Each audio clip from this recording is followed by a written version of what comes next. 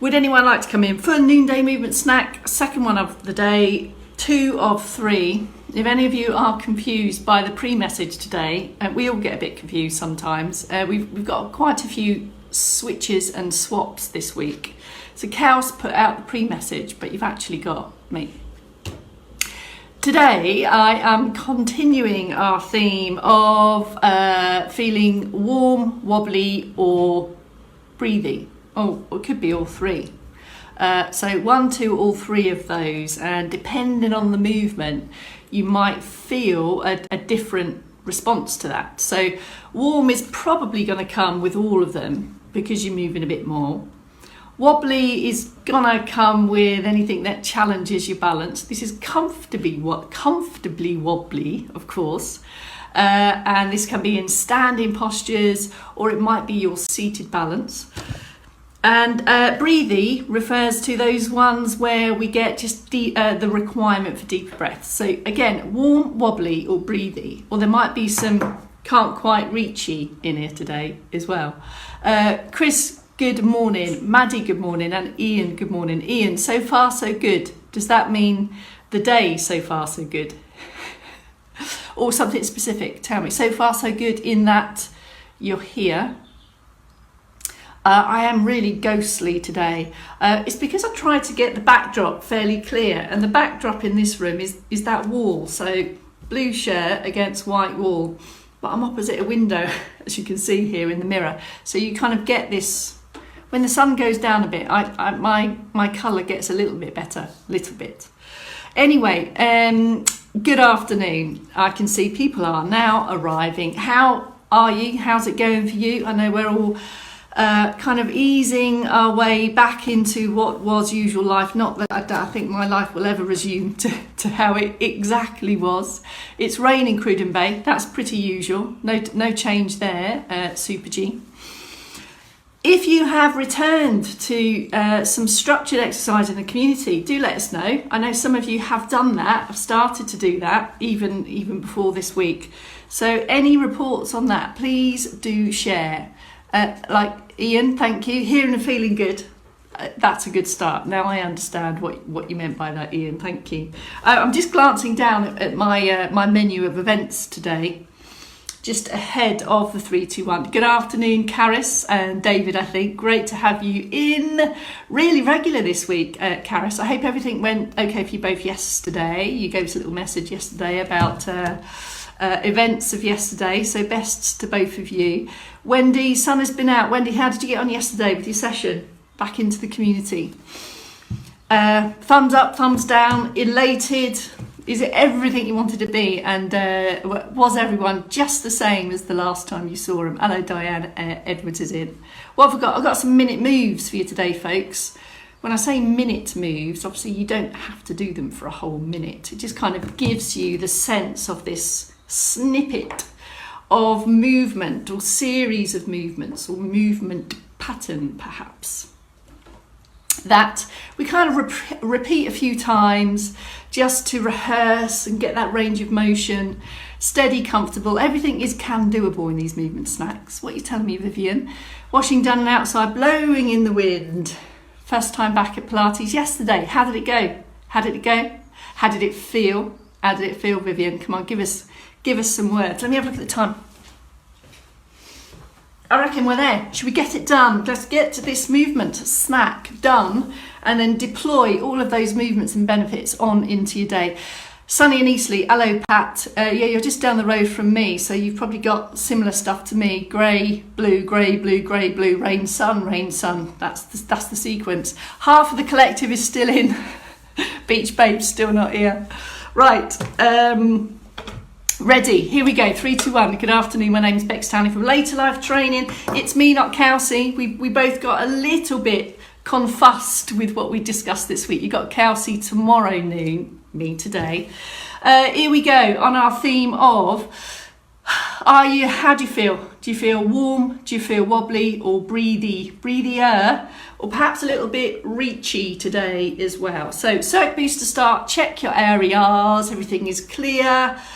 fixed support close to hand, stable chair if that's what you're going to use. Remember, you can see me, I can't see you, so make the right decisions for you before you get going on this movement snack.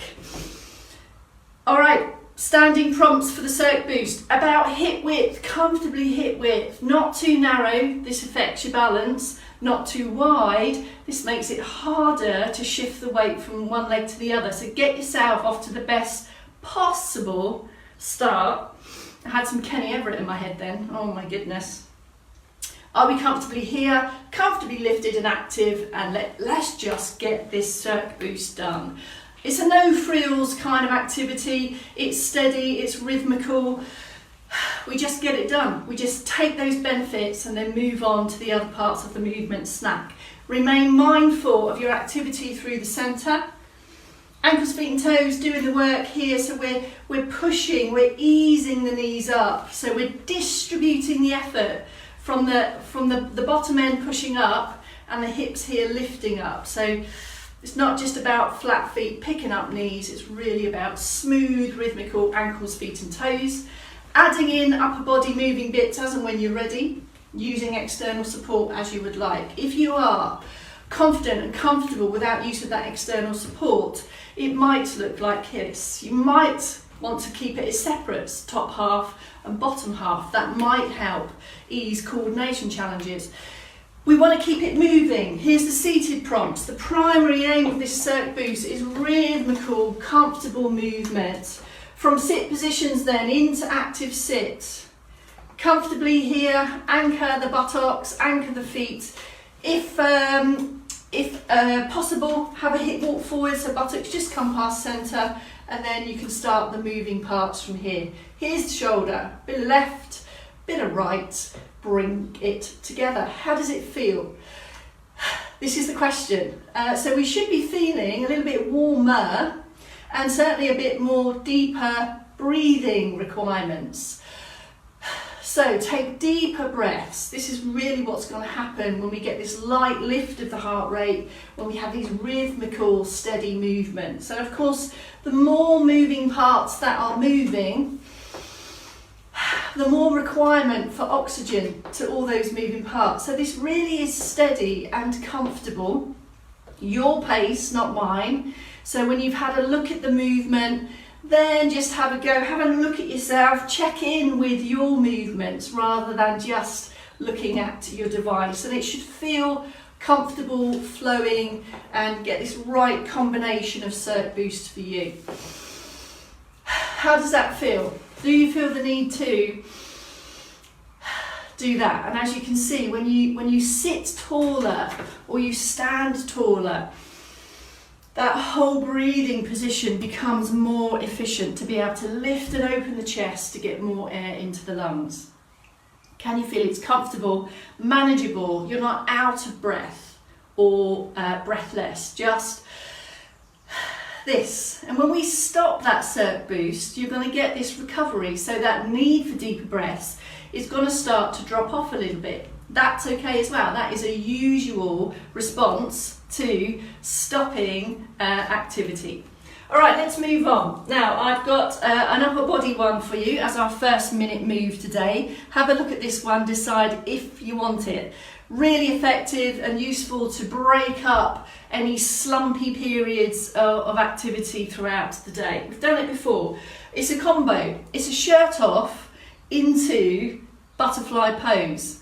I'm going to take it in seated, remain in stand if you prefer. So, lift and lengthen out the sit position. So comfortably active here, folks, not so upright and back that you can't breathe rhythmically and usually. So that might mean every now and then take a little bit of as a switch off. So this movement, I'm going to take the shirt off. I'll do single arms first. Comes across, the elbow leads, and then it just comes back. We'll sweep the hand around the back of the head and come down. So it comes across the body, then the elbow leads, take the head across the hand across the back of the head and come down. So that's the single arm. What we're then going to aim to do is come across here. This is your shirt off movement, as if you're literally taking off a shirt. But we're going to continue that now to just have a little pause here in what I call the butterfly pose, and then come down again. So in seated, high up on the sit bones, trying to avoid this slump. I'm going to give you a bit of a demo in stand, assuming that you're comfortable to do two hands, or remain on the single arm here, so you can keep one hand on the fixed surface, or you might just want to take a light lean on that fixed surface there, and this will free up both of those arms. A little pause here. So it's going to feel more challenging to move both arms at the same time. That's going to require more movement. So you might want to stay on the single. Can you feel here? This is everything around getting that shoulder blade working. These are the types of activities, washing, dressing, getting coats on, those types of things. Moving both arms at the same time is going to require more movement. This activity here, you know when you put a coat on and you just go to sort out your collar, it's there, they're already in your day, but being more mindful of them here. So when I package these up as minute moves, the aim isn't to do as many as you can in that minute. The aim is to set up the postures, and for a minute or so, just slow and ease your way through these ranges of motion that you use in everyday life, and just to check in with yourself that it is as fluid and flowy as it can be. So that's shirt offs into butterfly pose. As I say, as we say all the time, if you've been slumped or kind of huddled or concentrating over a surface, that could be a PC, it could be crafts, it could be cooking, it really is that one that will counteract that position. Get you into more upright positions, and then bring in bigger ranges of motion just to break up being in the same position for long periods of time. Okay, moving on then. We're going to do some crossing the road. Now again, if you remember yesterday, we talked about how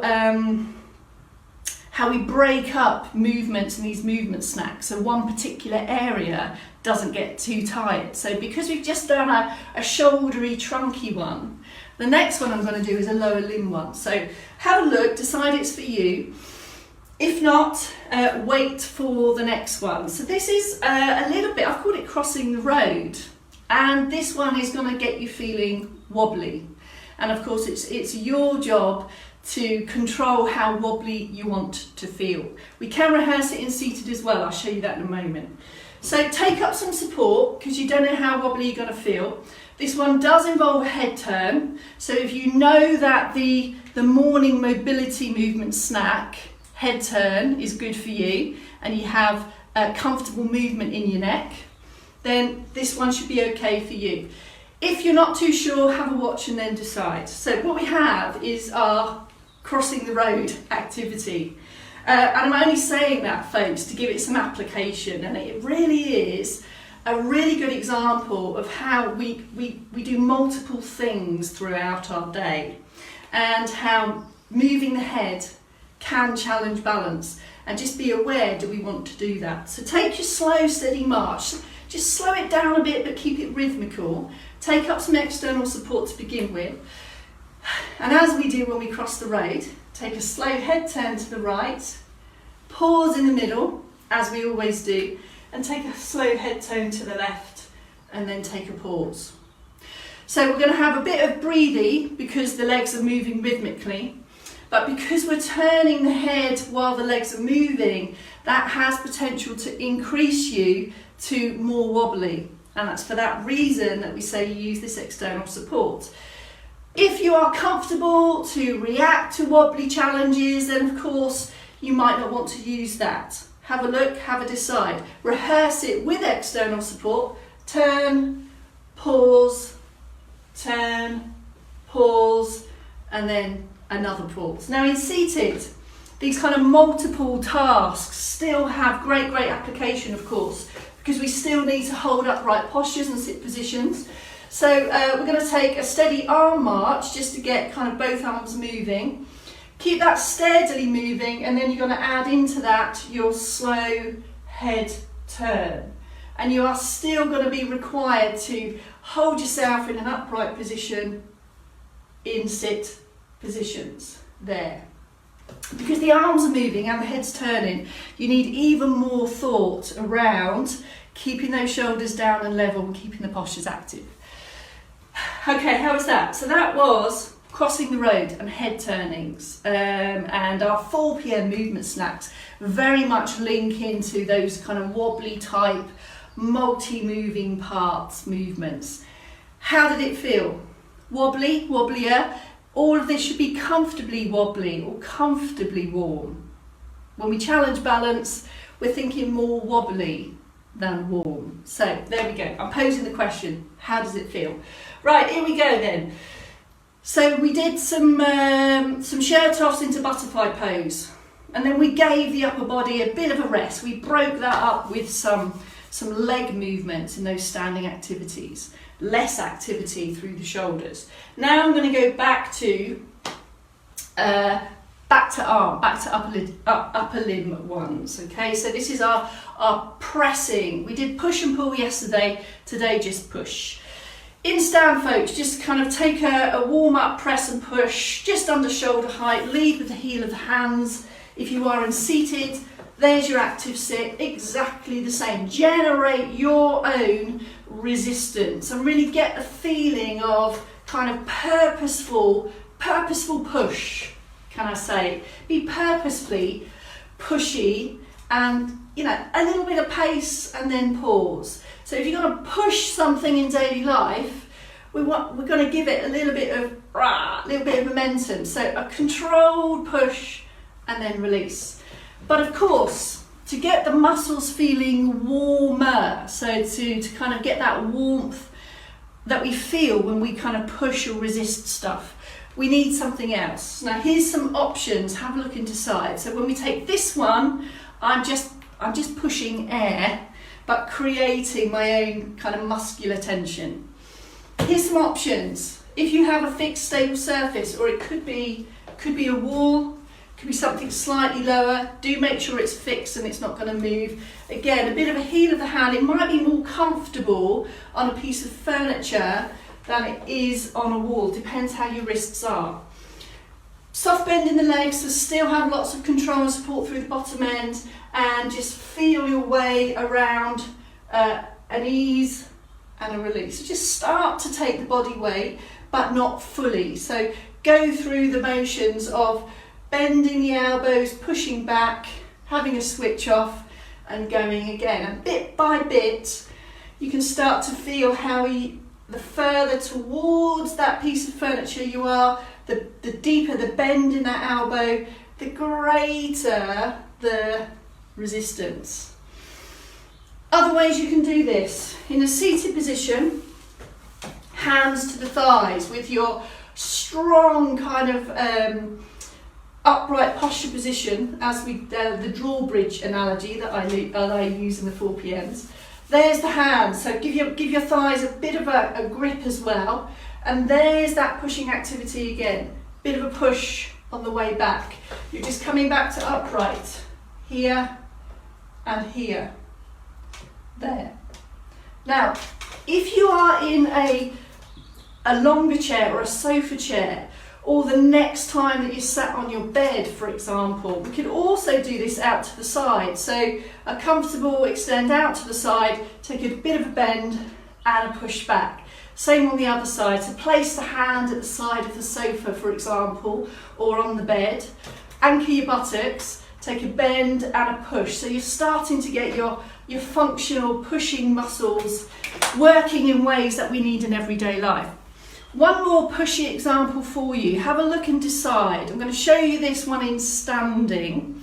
Again, it requires a fixed stable support, and it's really this activity here. So you can rehearse it here. Can you see my hands are, my elbows are behind the body? It's that action that we might use on arms of the chair to push ourselves up if you've got arms on the chair. So you might want to just take a kind of rehearsal on there. Or this position here. So you can start to take a heel raise and a bit of a back press here. So again, we've got Couple of things going on. You need to be comfortable. Rehearse it first without the hands on, so you know your shoulders are comfortable there. And then take a press. You got a heel raise and a push. So you're distributing almost like 50-50, so that you're controlling the body weight, but not quite, because you've got your calf muscles doing a little bit as well. So this is one for pushing activities, mobilising in bed, pushing yourself up from bed. We've also got ankles and calf muscles in there, and in sit, that's going to work off the arms of the chair. And for in seated, if you're bringing in legs into this, I do it separately. I take the heel raises, and then I take the little push, as if you're going to push your buttocks from the chair. Just a couple of those, and then break that up. You might want to put in a few more shirt offs in between, just to get moving in a different direction. Okay, I've got 2 more for you. So that was arm pushy variations. And when we push against resistance or we use our body weights, you're going to get warmth. You're going to get warmth in the muscles in very specific areas that you push in. So let's give those a rest now. You've got some muscular warmth. Let's change the activity. Going to bring us back to some standing ones now. So we're going to go back to wobbly. Wobbly-ish, comfortably wobbly. External support. And of course the wobbliness and the muscle warmth kind of crosses over, because if the muscles are active, they're going to be working, so you're going to get some warmth as well, probably around the hips for this one. Up and over, external support, feet hip width, take a low, up and over and replace. But to come back, we're going to come back in these little stutter steps. So we are really looking at being confident with our feet, sure-footed, plus that up and over element here required for stepping over objects, getting your leg in the bath, for example, getting your leg in and out of vehicles. But can you see how coming back, we change the emphasis? So I'm going to do an up and over fairly low, keep the knee under hip height just for comfort, and then these constant weight shifts to push back bit by bit back to hip width. Now, of course, the less external support you have, the wobbliness goes up. So you need to kind of control how confident that is for you. Your stance leg is kind of where all that support is coming from with the trunk. So the up and over is fairly fluid, and then it pushes back. You might want to hover the hand up and over, fairly fluid, and then come back. And to do the other leg, you'll need to change sides. You might want support in front of you. Depends how you can pick that knee up. So it might be better to go here, up and over, there. So up and overs, so the other thing we did there, we changed that range of motion and we did some sideways moves. And if you have a really good look at the movement snacks that the three of us do, you'll see that we move in lots of different planes of movement. We go forwards and back, we go side to side, we go round the side. So we try and get a mix of all of these different movements that are already in your daily life. Now, up and overs in sit position doesn't have quite the same application. The only reason we really want to get high knees, probably in a sit position, is going to be to probably walk round to the side, perhaps to get out from under a table. So your up and overs could apply here to actually take that kind of swivel turn movement to kind of navigate getting from under tables to then get in a better position to stand, for example. So that might be one that you like the feeling of, or you can get a benefit from. The surface of the chair will affect that, of course. So other ways, using arms of chair, you might need to take some kind of jockey lift movements, depending what you're wearing and what the surface of the chair is. So really depends. We pick the right movement for the job, and we just focus about them a little bit more in movement snacks. Right, dare I say, can we just finish with a final bit of muscle warmth for jockey lifts and sit to stands? Crowbarring these in, we definitely want some warmth on this one. In stand, you can either take your steady knee bends with some external support if you would like, or go for the full sit to stand, if you want even more muscle warmth, shall we say, or jockey lifts, you choose. So this is your last minute move, some jockey lifts, and we're looking for warmth here in the thigh muscles, or full sit to stand, a bit slower on the way down. Or if you like, you can stay freestanding and take a kind of knee bend a little bit deeper than we normally do. Do make sure that you come all the way up, finish off the job. That, folks, is your noonday.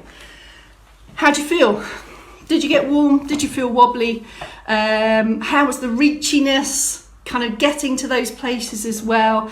So each of those minute moves had a slightly different focus. All should be comfortable. On a scale of 1 to 10, in the middle-ish, 5, 6 is where we're looking at, if you would like to put a number to that. Right, that's it. Might have over-egged that one a bit. You will have Kelsey later on at 4 today for day 1 of her new sequence, I think. That's it. Go and deploy all of that. I'll be very surprised if one, if not most of those movements that we've just done have either already happened in your day or are about to. Have a great day, all of you as well. Thank you for your continued support and comments. And I will see you tomorrow. Oh, crikey, we've got a switch tomorrow. I'll see you at 4 tomorrow, but we'll tell you about that in the morning. I'm confused, dazed, confused, and ghostly white. Bye for now.